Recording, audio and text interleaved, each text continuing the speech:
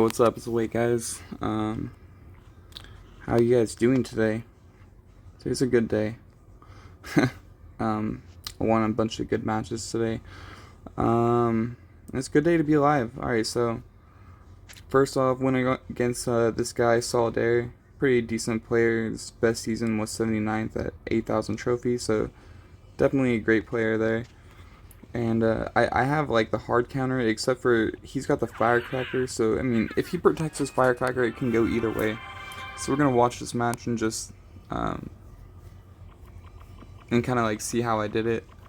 Probably just gonna leak and see because I'm kind of high up on trophies and I was playing by myself. So he goes Royal Hogs, second card. So instantly I'm thinking like Mother Witch.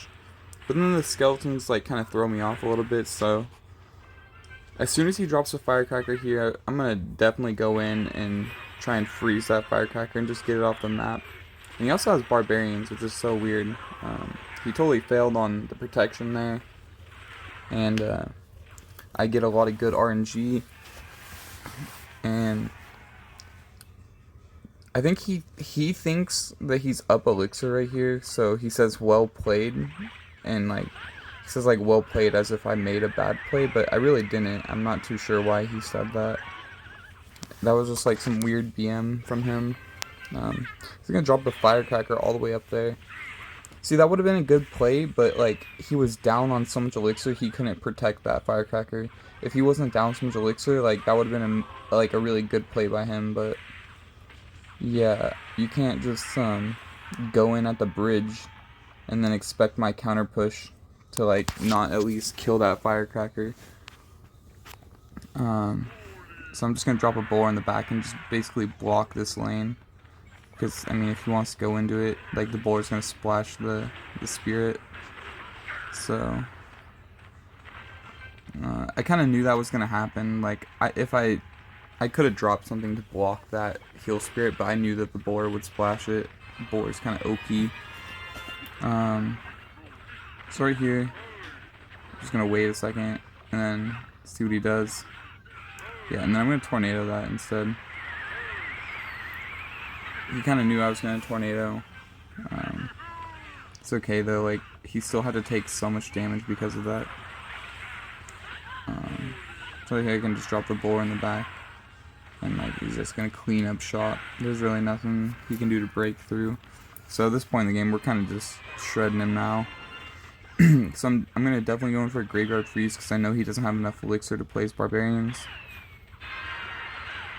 But I actually didn't need to play the freeze, so I won right there because no matter what he does here, I can just Valk tornado. Like, yeah, really nothing he can do to break through. Definitely a hard counter on my part. Sometimes it feels good though to just win against these type of players, you know. At least I didn't choke versus a matchup I definitely should have won. Alright, and we'll jump into the next one. I think he was also a decent player too. This Phil Geo guy. Yeah, he's pretty good. He had a couple tournament finishes. He's at his highest was 67.29. He's kind of on a tilt right now. And he played it really well, so we'll watch it. And I'm trying to remember what pro plays this deck. Oh gosh, he's finished like #1 with the balloon deck that he's using. He has been finished #1 multiple times by the same guy.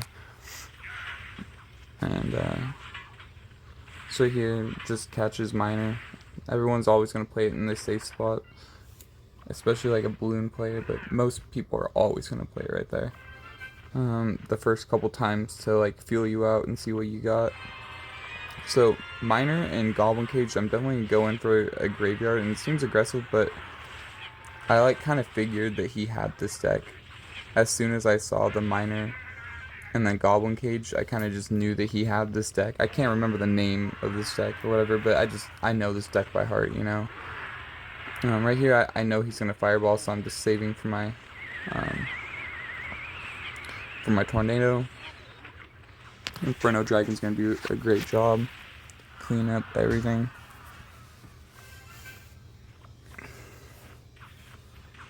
So I had a freeze ready, so like, oh, I do freeze right here, but even with that freeze, like, I don't think that he can punish that, just because he doesn't have balloon and cycle. So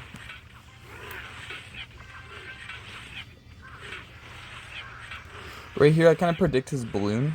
I dropped my ice wizard at the same time because I knew that he knew that that baby dragon died, and that really sucked for me. So like, I knew that he would try and like punish that. That was a really bad fireball because all it did was make my ice wizard stay alive. I guess it didn't really matter because it only took off one hit from the Inferno.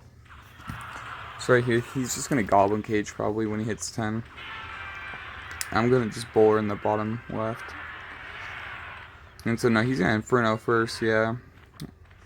And so I'm just gonna Valk on the bottom right because it's kind of annoying, like dropping stuff into an Inferno. And so right here, I know he's gonna go in for a huge push like this, so I was just saving him for Tornado and Freeze. So my baby dragon could do that and just, I mean, absolutely wreck him. And I'm gonna go in for a Graveyard because he went for that Ice Golem tank, so I know that it's gonna retarget onto my Valk. So I went in for a Graveyard right there. And so yeah, he has to go for a defensive fireball, and as soon as he goes for a defensive fireball, I kind of know that like I have such a good hand right now that there's no way he's gonna come back. I'm just up way too much elixir, even if he like cycles to another fireball. Yeah, so he's gonna go in the opposite lane, but that's just not gonna work out for him because, I mean, I could either tornado that to my king or just tornado it back. I decided to just freeze because my Inferno like retargeted back onto the balloon, so there's just no way. And so that's a balloon matchup. That's a super easy one as well. And then this guy wasn't as good. His highest trophies is like 6,600, but he's like at his highest trophy. So we'll go in double elixir for this last match, or double time speed. He drops Stark Prince, and then as soon as he does that, I'm thinking either this could be E-Giant, and then as soon as I see the E-Wiz, I know that this is Giant Double Prince. So right here, I Valked because I knew he was going to have to spend some elixir, and he hadn't already like started the Prince the way that they normally do, so good thing I decided not to freeze there because I wouldn't have anything in hand for that bowler, or for that Prince. And I mean, you saw how much health it just took off my bowler, so that would have been bad. That Ice was perfect, completely denied all damage.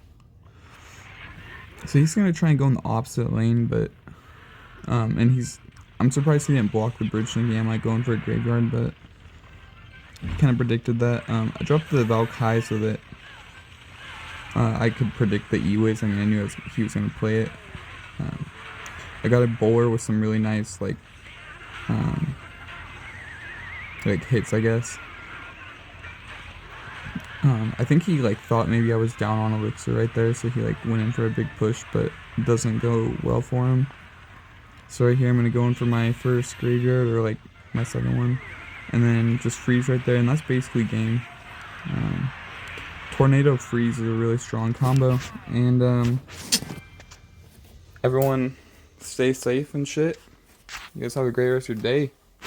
Peace.